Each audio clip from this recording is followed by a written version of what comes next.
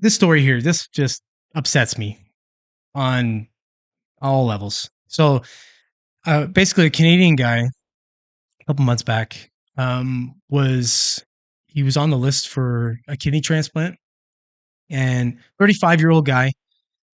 I guess he had diabetes. It'll say it in this article. I read this article real quick, and I'll read it again. But um, they they were basically they were going to give him the transplant. Then he had to go somewhere else to another hospital in Canada here, and then they denied it because of his vaccination status.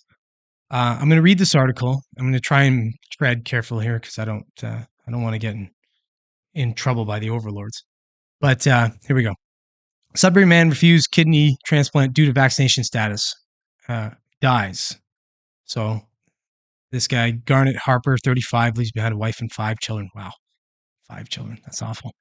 Okay, so reports say a Sudbury man has died of kidney disease after he could not get a kidney transplant because he refused to get the COVID-19 vaccine.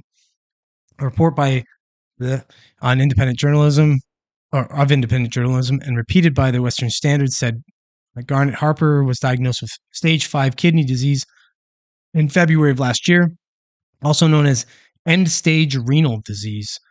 His organs were close to failure, so yeah, he was in bad shape. Through routine blood work, Harper discovered his kidney function was only 8%. Yeah, you're a goner. 8%. That's brutal.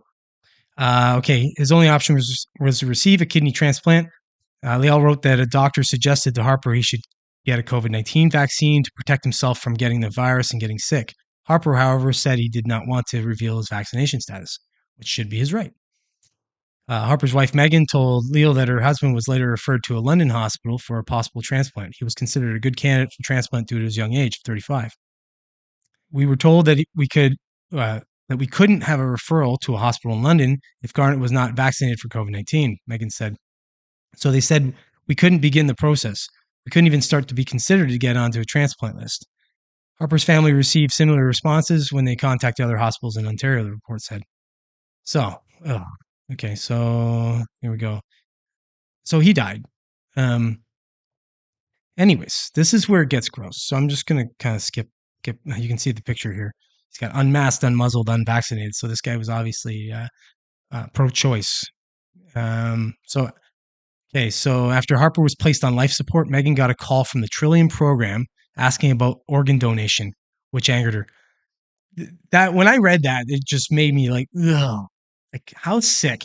Like obviously the person who called couldn't know, like the Trillium, whatever the Trillium program in Canada is, it would be unaffiliated with. Well, I guess they must know somehow. So I don't know, but I don't think they'd be directly affiliated with the hospital. But maybe I'm full of shit. Maybe they are. I mean, the call comes at a pretty time.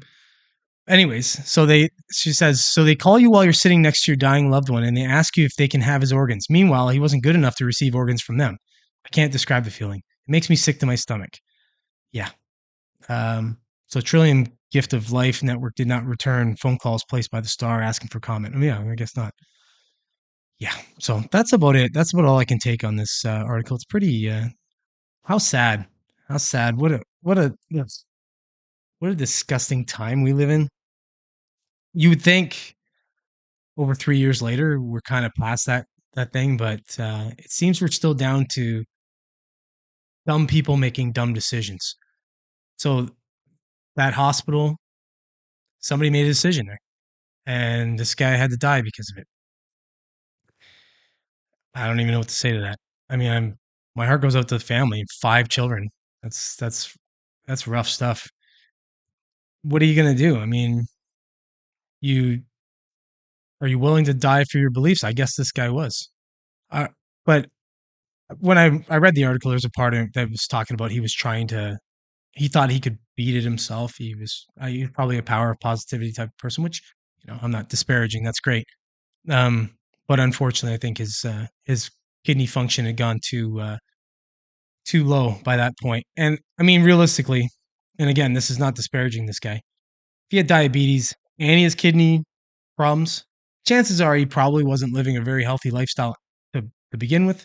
So for him to then just change his mind and say, I'm going to beat this without medical intervention, Okay, you might have wanted to start earlier in life, you know, doing what you needed to do. And again, I'm not disparaging this guy. I feel very, very bad for him.